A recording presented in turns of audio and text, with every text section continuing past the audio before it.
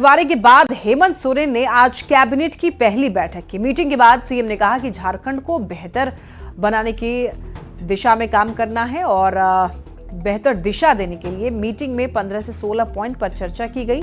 CM ने कहा कि हर समस्या का जल्दी समाधान किया जाएगा। मंत्रियों को 2 महीने में अपने क्षेत्र का भ्रमण करने का भी निर्देश दिया गया है, जिसके बाद वो हर कमी की जानकारी देंगे। इसके आधार पर विकास का रोड मैप बनाया जाएगा। सीएम ने कहा कि मंत्रियों की रिपोर्ट के आधार पर सभी विभाग नई ऊर्जा के साथ काम करेगा। मंत्रिपरिषद के बैठक पूर्ण हुई और हम लोगों ने यह तय किया है कि आने वाला समय में राज्य को एक बेहतर दिशा कैसे दिया जा सकता है। इसमें हमने कुछ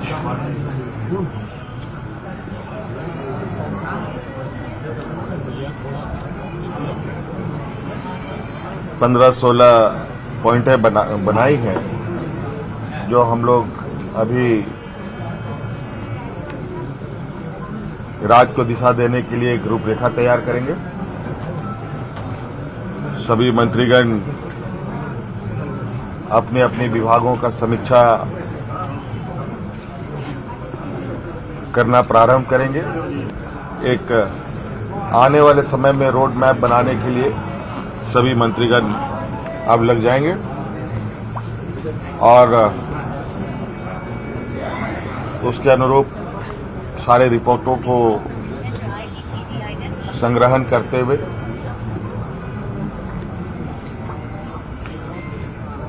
सभी विभाग एक नई ऊर्जा के साथ काम।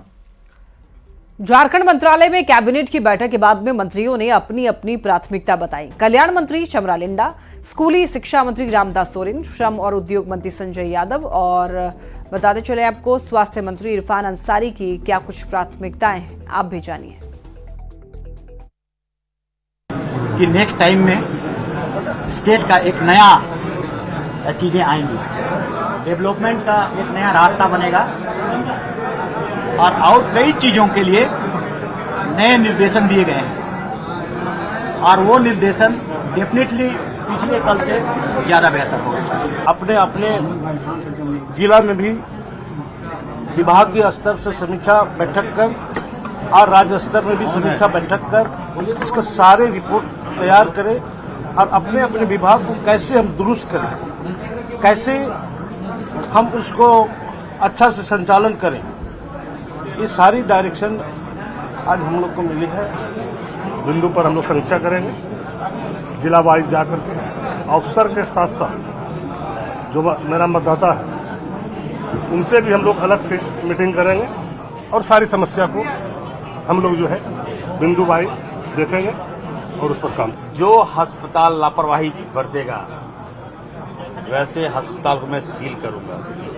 मैं साफ साफ कर देना चाहता हूं, राज्य में जितने भी प्राइवेट हॉस्पिटल हैं, अगर हमारे गरीब के लिए 20% हमने दिया फ्री इलाज, जो नहीं किया होगा उस अस्पताल को मैं बंद करूंगा। हेमंत सोरेन मंत्रिमंडल में विभाग के बंटवारे के बाद पदभार ग्रहण करने का दौर अब शुरू हो चुका है। झारखंड मंत्रालय में राज्य की ग्रामीण विकास मंत्री दीपिका पांडे सिंह ने पदभार ग्रहण किया। इस मौके पर कांग्रेस प्रदेश अध्यक्ष सहित बड़ी संख्या में कांग्रेस नेता और कार्यकर्ता मौजूद रहे। पदभार ग्रहण के बाद में मंत्री दीपिका पांडे सिंह ने कहा है कि ऐसी व्यवस्था करना है जिसमें जनता को अपने काम के लिए चक्कर लगाना न पड़े। ग्रामीण इलाकों में रहने वाले लोगों को ब्लॉक के स्तर पर, पंचायत सचिवालय के स्तर पर कम से कम परेशानी हो और उनके जो समाधान जिनके लिए वो ब्लॉक के चक्कर लगाते हैं वो उन्हें ना करना पड़े, वो हमारी प्राथमिकता में होगा। ग्रामीण परिवेश में रहने वाले लोगों की चीजें कैसे आसान हो, उन्हें इस विभाग से, ग्रामीण विकास हो चाहे पंचायती राज से हो, ज्यादा से ज्यादा कैसे और कितने आसानी से बगैर प्रखंडों के चक्कर लगाए उनका काम हो, ये प्राथमिकता पर करेंगे हम लोग। पंचायती राज को सशक्त करना, पंचायती राज से जुड़े हुए जनप्रतिनिधियों को उनके सभी अधिकार देना और उनके लिए काम करना हमारे विभाग की प्राथमिकता रहेगी। झारखंड में हेमंत सोरेन की नई टीम में जो चेहरे कैबिनेट में शामिल किए गए हैं उनमें कई युवा हैं जिन्हें अहम विभागों की जिम्मेदारी सौंपी गई है। तो आखिर हेमंत की टीम 11 क्यों खास है, इस रिपोर्ट के जरिए समझिए।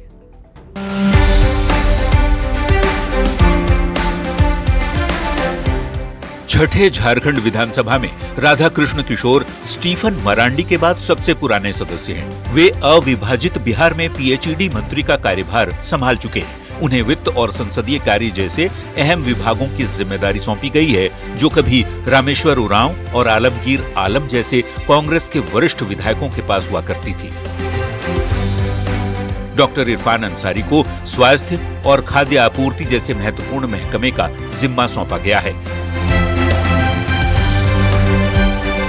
हेमंत और कल्पना के बेहद करीबी सुदिव्य कुमार को नगर विकास और शिक्षा विभाग की अहम जिम्मेदारी मिली है। सुदिव्य का प्रदर्शन विधायी प्रक्रियाओं में बेहतर रहा है। उम्मीद है वे अपने अनुभवों का इस्तेमाल शिक्षा क्षेत्र की बेहतरी में कर पाएंगे। मंत्रिमंडल में शामिल महिला सदस्य दीपिका पांडे सिंह और शिल्पी नेहा तिर्की के शैक्षणिक पृष्ठभूमि को देखते हुए उम्मीद की जा रही है कि दोनों अपने अपने विभाग को बेहतर तरीके से चलाने में सक्षम होंगी। दीपिका को भी ग्रामीण विकास जैसे महत्वपूर्ण विभाग का जिम्मा मिला है। पहली बार मंत्रिमंडल में शामिल शिल्पी नेहा तिर्की को कृषि, पशुपालन और सहकारिता जैसे विभागों की अहम जिम्मेदारी दी गई है। सीएम हेमंत सोरेन ने अपने पास गृह, पथ और भवन निर्माण का जिम्मा रखा है। न्यूज़ 18 के लिए रांची से दिवाकर तिवारी की report. Central university of Jharkhand में एक छात्रा से छेड़खानी और दुष्कर्म की कोशिश के आरोप में जमकर हंगामा हुआ। आरोपी छात्र और पीड़ित छात्रा दोनों के समर्थन में दो गुटों ने जमकर प्रदर्शन किए। एक पक्ष का आरोप है कि आरोपी छात्र को बचाने की कोशिश की जा रही है, तो दूसरे पक्ष का कहना है कि बिना जांच के ही झूठे आरोप में छात्र को फंसाया जा रहा है। तो वो हॉस्टल खाली किया है। पुलिस प्रशासन को कल शाम में हमने एफआईआर लिखवा दिया, तो वो रात भर हॉस्टल में क्या कर रहा था? विदाउट इन्वेस्टिगेशन लड़के को रेपिस्ट मान लिया गया, जो गलत कुछ मीडिया ने चला भी दिया ऑलरेडी। हम इतने लोग गवाह कि वो लड़का वहाँ पे प्रेजेंट नहीं था। ये तस्वीर है रांची के सेंट्रल यूनिवर्सिटी ऑफ झारखंड की, जहां सुबह से प्रदर्शन और नारेबाजी होती रही। एक छात्रा ने डिपार्टमेंट ऑफ कोरियन स्टडीज के छात्र शिवम यादव पर छेड़खानी और दुष्कर्म की कोशिश का आरोप लगाया, जिसके बाद कॉलेज के छात्र यूनिवर्सिटी प्रबंधन के विरोध में नारेबाजी और प्रदर्शन करने लगे।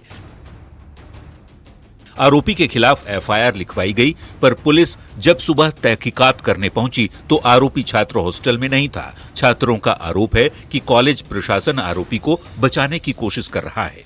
उसको भगाया गया है, वो भागा नहीं है, उसको सपोर्ट कर रहा है क्योंकि उसकी जो फैमिली है उसका बैकग्राउंड मजबूत है। किस बैकग्राउंड का बात कर रहे हैं? वो पॉलिटिकल बैकग्राउंड का है। अगर पुलिस प्रशासन को कल शाम में हमने एफआईआर लिखवा दिया, तो वो रात भर हॉस्टल में क्या कर रहा था? सस्पेंड अगर कर दिया गया था तो रात भर कैसे हॉस्टल में था? सुबह से ही यूनिवर्सिटी गेट के बाहर छात्र शिवम के खिलाफ प्रदर्शन हो रहा था। दोपहर 2 बजे के करीब माहौल और तनावपूर्ण हो गया, जब डिपार्टमेंट ऑफ कोरियन स्टडीज के छात्र भी आरोपी के समर्थन में यूनिवर्सिटी के गेट पर पहुंच गए और प्रदर्शन करने लगे। कोरियन स्टडीज के छात्रों का कहना है कि शिवम को झूठे आरोप में फंसाया जा रहा है। घटना के वक्त शिवम उनके साथ था। अगर सही है तो आप एक्शन लो, उसमें हम नहीं रोकेंगे, लेकिन विदाउट इन्वेस्टिगेशन लड़के को रेपिस्ट मान लिया गया, जो गलत कुछ मीडिया ने चला भी दिया ऑलरेडी, जो कि बहुत गलत है। हम लोग न्याय के पक्ष में हैं। विक्टिम ने जो बात रखी है उस बेसिस पे हम इतने लोग गवाह कि वो लड़का वहाँ पे प्रेजेंट नहीं था। अच्छा, आप लोग जो बता रहे हैं कि उस लड़के ने कुछ नहीं किया, इसके पीछे कोई आधार होगा? आधार है, आधार है, प्रूफ है कि वो उस टाइम में मैसेज किया और वो उस टाइम में हम लोग के साथ में था। मामला तूल पकड़ने लगा तो डीएसपी ने खुद छात्रा के समर्थन में नारेबाजी कर रहे स्टूडेंट्स को जांच कर कार्रवाई का भरोसा दिलाया। फिलहाल इस मामले में पुलिस की जांच जारी है। आरोपी छात्र को कॉलेज से सस्पेंड कर दिया गया है। कौन सच बोल रहा है और किसका आरोप झूठा है, ये तो जांच के बाद ही साफ हो पाएगा। न्यूज़ 18 के लिए रांची से संवाददाता संजय सिन्हा की report. Central university of Jharkhand मामले में बीजेपी ने निष्पक्ष जांच की मांग की है। साथ ही इस तरह की घटना को लेकर पुलिस प्रशासन पर सवाल उठाए हैं। परिसर में अगर इस प्रकार का वातावरण रहेगा तो वहां तो पढ़ाई लिखाई का फिर कोई मायने ही नहीं रखता है। इसलिए एक तो शैक्षणिक रूप से भी इसको सुदृढ़ किए जाने की आवश्यकता है और दूसरी प्रशासनिक रूप से भी कहाँ चूक हो रही है, इस दृष्टि से भी उस पर ध्यान देने की आवश्यकता है। तभी जाकर के यह मामला हल होगा और इसमें एक तरफ व्यवस्थात्मक चूक कहाँ है और दूसरी तरफ से प्रशासनिक चूक कहाँ है, दोनों पर विचार किया जाना चाहिए, तभी हम भविष्य में इस प्रकार की घटना नहीं घटे। इसका विधानसभा चुनाव के दौरान झारखंड में सुपरहिट रही मैया सम्मान योजना का क्रेज भले ही महिलाओं में बना हुआ है, लेकिन हकीकत यह है कि धनबाद में इस योजना का लाभ लेने के लिए महिलाओं को भारी परेशानियों का सामना करना पड़ रहा है। आप खुद देखिए इस रिपोर्ट में। स्वागत मैया सम्मान यात्रा का, जो धरती आबा भगवान बिरसा मुंडा जी की पावन भूमि पर आगमन हो गया है। झारखंड में हेमंत सोरेन की सरकार बन गई है। चुनाव के समय सबसे ज्यादा किसी योजना की चर्चा हुई तो वो थी मैया सम्मान योजना। इस योजना के जरिए हर महीने महिलाओं के खाते में 1000 रुपए झारखंड सरकार देती है, लेकिन जमीन पर इस योजना की हकीकत कुछ और ही दिख रही है। खासकर धनबाद जिले में महिलाओं को योजना का लाभ नहीं मिल पा रहा है। झारखंड में सरकार मुख्यमंत्री मैया सम्मान योजना के कारण बन गई, लेकिन जिन मैयाओं को इसका सम्मान मिलना चाहिए, उसका लाभ मिलना चाहिए, वह नहीं मिल पा रहा। अभी हम धनबाद के अंचल कार्यालय के समीप पर यहाँ दर्जनों महिलाएं जो हैं सो मैया सम्मान का लाभ लेने के लिए पहुंची हुई है। धनबाद अंचल कार्यालय में पिछले 4 महीने से महिलाएं मुख्यमंत्री मैया सम्मान योजना के लाभ का इंतजार कर रही हैं। यहाँ आए दिन दर्जनों महिलाएं कार्यालय का चक्कर काट रही हैं, लेकिन उन्हें न तो अधिकारी मिल रहे हैं और न ही कोई संतोषजनक जवाब मिल रहा है। कि हम मैया सम्मान योजना कराने आए हैं, आज अगस्त में ही करवाए हैं, अभी तक कुछ नहीं हुआ। फॉर्म जमा किए? फॉर्म भी जमा किए, ऑनलाइन भी हुआ, ऑफलाइन भी हुआ। महिलाओं का कहना है कि हर दिन 200 से 300 रुपए आने जाने में खर्च हो रहे हैं, लेकिन जवाब देने के लिए कोई अधिकारी या कर्मचारी नहीं मिलता, और मिलता है तो कोई संतोषजनक जवाब नहीं देता। मानिए 1 हफ्ता से हम लोग घूम रहे, लेकिन हम लोग का कोई काम नहीं हो रहा है। जब आते हैं तब हम लोग को भेज देते हैं, ये लोग बोलते हैं कि जाइए कल आइएगा, जाइए कल आइएगा। कतरात से आ रहे हैं, यहाँ आने का डेली 200 रुपए भाड़ा खर्च हो रहा है। आप ही सोचिए। कार्यालय में जहां तहां फॉर्म पड़े हुए हैं, कुछ फॉर्म तो रद्दी में तब्दील हो चुके हैं। योजना के शुरू होने के समय महिलाओं ने ऑनलाइन और ऑफलाइन फॉर्म भरे थे, लेकिन अब तक उन्हें कोई लाभ नहीं मिला। प्रधान लिपिक का कहना है कि महिलाओं की समस्याओं का समाधान किया जा रहा है। हम लोग मैया योजना के लिए हम लोग ऑपरेटर से चेक करवा रहे हैं और सारा विधिवत हम लोग जो है इसका आवेदन लिया जा रहा है सबको, और हम लोग चेक होगा, कल चेक होगा और जल्द ही हम लोग इसका समाधान निराकरण कर ले रहे हैं। योजना में जिन लोगों को लाभ मिलना चाहिए वह अब भी इससे महरूम है। अब ऐसे में जिला प्रशासन और सरकार को चाहिए कि मैया सम्मान योजना के जो भी लाभुक है उनका आवेदन को स्वीकृत कर इन लोगों की राशि इनके बैंक अकाउंट तक पहुंचाया जाए। राज्य सरकार इस योजना को लेकर महिला सशक्तिकरण की बात करती है, लेकिन ऑफिस और अधिकारी के चक्कर में योजना सिरदर्द साबित हो रही है। अब देखना ये है कि सरकार और संबंधित अधिकारी इन महिलाओं की समस्याओं का समाधान कब तक कर पाते हैं। धनबाद से संवाददाता संजय गुप्ता की रिपोर्ट। उत्तरी छोटा नागपुर प्रमंडल के विभिन्न जिलों के 47 लोग अफ्रीका के कैमरून में फंसे हुए हैं। कैमरून के ट्रांसरेल लाइटिंग लिमिटेड कंपनी में रोजगार पाने के लिए ये सभी मजदूर झारखंड से गए थे। अब हाल ये है कि उन्हें पिछले 4 महीने से मजदूरी का भुगतान भी नहीं किया जा रहा है। अभी सड़क दुर्घटना में एक मजदूर की मौत हो चुकी है, जबकि एक मजदूर का हाथ भी काटना पड़ा है। मजदूरों ने रहने और खाने में परेशानी की भी बात कही है। साथ ही वतन वापसी के साथ बकाया मजदूरी भुगतान की भी गुहार लगाते हुए सीएम हेमंत सोरेन के लिए पत्र भी लिखा है। जिस दिन से आए यहाँ पे उस दिन से समस्या पर समस्या बिकते जा रहा है। लास्ट हम लोग ड्यूटी के दौरान में थे और हम लोग बोले कि हम लोग को राशन के लिए कुछ पैसा चाहिए और जितना सैलरी होता है वो सैलरी भी हम लोग को चाहिए, बकाया था। तो उसमें बोले तो उन लोग उसने जो कॉन्ट्रैक्टर था, कॉन्ट्रैक्टर ने पानी हम लोग को पीने के लिए देता था। शायद बंगाल से आलू की आवक बंद होने का असर दिख रहा है। चाईबासा में आलू की कीमत जो है वो 10 रुपए प्रति किलो तक बढ़ गई है और बाजार में आलू 40 रुपए प्रति किलो तक बिक रहा है। इसमें आम आदमी का जहां बजट गड़बड़ हो रहा है तो वहीं दाम बढ़ने से दुकानदार भी परेशान है। आलू की कीमत पिछले 1 सप्ताह में बढ़ी है। अधिक जानकारी दे रहे हैं संवाददाता रुपेश प्रधान।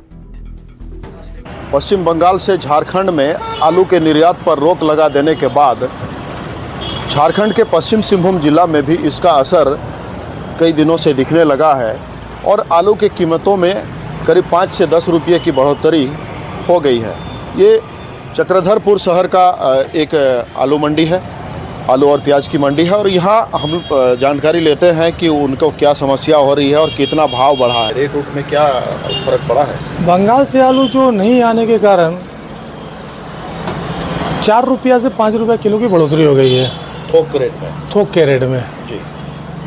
और मार्केट में इसका क्या असर पड़ा है? जैसे लोग जैसी जानकारी मिल रही है कि 5 से 10 रुपये तक बढ़ गया था। 5 रुपये किलो बढ़ी है रिटेल में भी, 10 तक भी बढ़ गया था। बीच में शॉर्टेज थी। पहले मिलता था 25 रुपये 24 रुपये में, अभी मिल रहा है 31-32 रुपये कुंटल में। तो पहले जैसे करीब 30 रुपया बेचाता था ना, 30 रुपये 28 बिकता था, अभी 40 रुपये 38 रुपये बिक रहा है। अच्छा। और महंगा होने से थोड़ा बिक्री भी कम हो 10 रुपया भी बढ़ गया है इस बीच में। और महंगाई होने से थोड़ा बिक्री भी कम हो गया हम लोग का। कितना बढ़ गया है? 8-10 रुपये बढ़ गया है। बहुत ज़्यादा बढ़ गया, बहुत ज़्यादा बढ़ गया। हाँ तो 15 रुपये किलो मिलना चाहिए, तो पूरा सस्ता हो गया है। अब फिर भी आने से बोलता भाजी कि अभी तो दाम नहीं घटा। 40 में 1 किलो। मतलब आलू भी ढंग का नहीं है, कोई साला कोई गाला है, कैसे खाएगा? मिल भी नहीं रहा है। नहीं, मिल भी नहीं रहा है। अच्छा, बंगाल से नहीं आ रहा है? बंगाल से अभी पूछे तो बंगाल से बोला आलू ही नहीं आ रहा है। तो आलू का जो रेट जो 30 रुपये में बाजार में बिकता था खुदरा मूल्य, वो अभी 40 रुपया के आसपास बिक रहा है। तो 10 रुपये महंगा आलू हो गया है, जिससे कि आम लोगों के साथ साथ दुकानदार और व्यापारियों के लिए भी एक बड़ी समस्या हो गई है। रुपेश प्रधान, न्यूज 18, चाईबासा। रिलायंस रिटेल का युवा केंद्रित फैशन ब्रांड यूस्टा पूर्वी भारत में अपना विस्तार कर रहा है। रांची में जेडी हाई स्ट्रीट मॉल में यूस्टा का स्टोर खोला गया। प्रसिद्ध भोजपुरी अभिनेत्री अक्षरा सिंह की मौजूदगी में स्टोर लॉन्च किया गया। अक्षरा सिंह ने यूस्टा की ओर से पेश किए जाने वाले स्टाइलिश और किफायती फैशन कलेक्शन की सराहना की। यूस्टा की ओर से ट्रेंडी और बजट फ्रेंडली कपड़े उपलब्ध कराए जाते हैं, जो कि विशेष रूप से फैशन के प्रति जागरूक युवाओं के लिए है। बता दें आपको, अगस्त 2023 में लॉन्च होने के बाद ये यूस्टा पूरे भारत में तेजी से विस्तार कर रहा है। यूस्टा स्टोर में कपड़ों की कीमत 999 रुपए से कम है और स्टोर के अधिकांश कपड़ों की कीमत 499 रुपए से भी कम है। रांची वासियों को जेडी हाई स्ट्रीट मॉल में नए यूस्टा स्टोर या फिर न्यूक्लियस मॉल में रांची के पहले यूस्टा स्टोर पर जाने के लिए आमंत्रित किया जाता है। इसके अलावा आजियो और जियो मार्ट प्लेटफॉर्म के माध्यम से भी ऑनलाइन इसकी खरीदारी कर सकते हैं। लेटेस्ट अपडेट और फैशन रिलीज के लिए इंस्टाग्राम पर यूस्टा फैशन पर फॉलो भी कर सकते हैं। इसी के साथ इस बुलेटिन में इतना ही। तमाम खबरों के लिए आप देखते रहिए न्यूज 18।